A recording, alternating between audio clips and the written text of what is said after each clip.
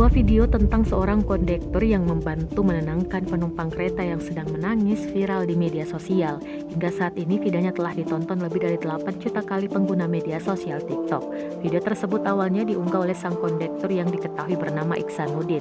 Saat dikonfirmasi Tribunnews.com pada Rabu 8 September 2021, Iksanuddin mengatakan peristiwa itu terjadi di kereta api 81 Taksaka, jurusan Yogyakarta-Jakarta pada Kamis 2 September 2021. Menurut Iksanuddin, ternyata penumpang tersebut menangis karena mendapat kabar duka dari keluarganya.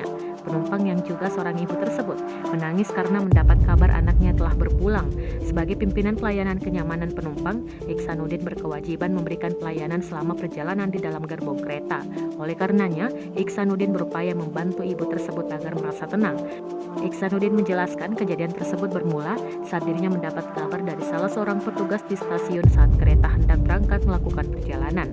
Petugas kereta tersebut mengabarkan kepada Iksanuddin bahwa sang ibu penumpangnya itu sedang berduka karena anaknya meninggal dunia. Mengetahui hal tersebut, Iksanuddin lantas mendatangi tempat duduk sang ibu.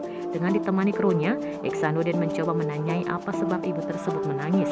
Setelah Iksanuddin dan krunya mengetahui alasan kenapa sang ibu bersedih, Iksanuddin lantas menyampaikan rasa belasungkawa kepada sang ibu.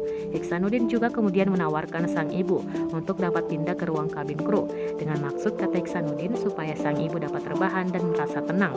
Namun kata Iksanuddin, sang ibu menolak dan memilih tetap duduk di tempat duduknya.